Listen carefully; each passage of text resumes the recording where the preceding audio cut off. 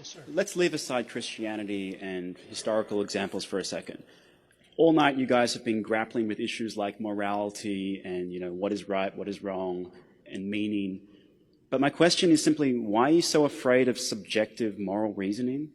I mean, do you think that we're all just going to start raping and pillaging just because we don't have a book to tell us what to do? I mean, are you afraid of that? Like, I'm not, because that's not going to happen. And that, yeah, Nazis were bad, but there were Christian Nazis and there were atheist Nazis. So I don't see, what are you so afraid of? Do you lock your door at night? Yeah.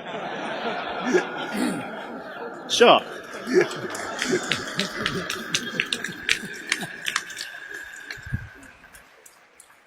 I hear what you're saying. Sounds very cavalier, though. My goodness. If we weren't afraid of all of this, we would not be in a national debt.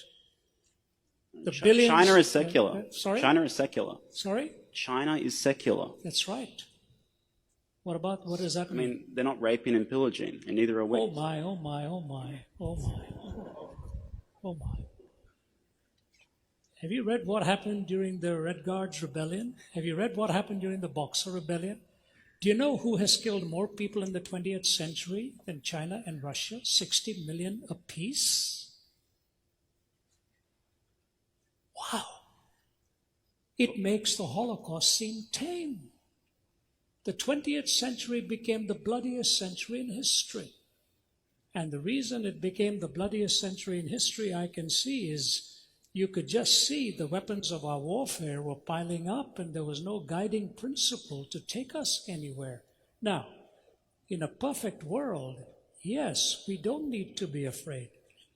Have you seen what happens in our courts of law, where people supposedly love each other and all that comes about in hate and vitriol and damage? I don't think the question is fairly stated as what are you afraid of? I'm just saying it is basically unlivable. I didn't conclude that. An atheist like Jean-Paul Sartre concluded it. We killed more people in the 20th century than the previous 19 put together. And your question is, what are we afraid of? The fact of the matter is, if morality is purely subjective, then you have absolutely nothing from stopping anybody for being a subjective moralist to choose to just zing one through your forehead and say, that's my answer. How do you stop that? Obviously, you don't believe that's the way it should be. No, neither do I. So it's not a case of what am I afraid of. It's a case of the fact that if you're willing to say to me that moral reasoning can be purely subjective, I just say to you, look out, you ain't seen nothing yet if everybody believed what you did. Do you know, funny, interesting, when I was in the Soviet Union, former Soviet Union, Stalin eliminated 15 million of his own people. 15 million of his own people. And at the Center for Geopolitical Strategy, they didn't want to even name his name and so on. His daughter, Svetlana, made the comment. It is quoted both by Malcolm Muggeridge in his writings and by historian Paul Johnson in Modern Times. Svetlana was standing by the bedside of her father before he died.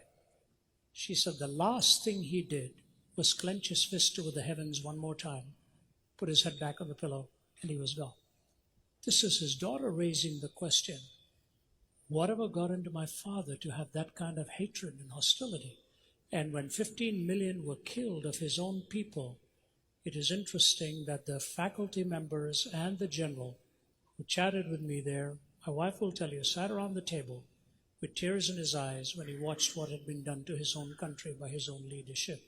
So subjective morality would be very good if we all wanted to be nice people and live around each other without any fear of each other.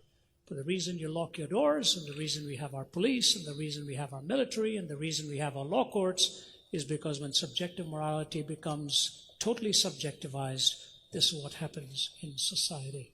So it's a great idea, but I hope nobody absorbs it. Thank you. We go on to the next one there. Thank you.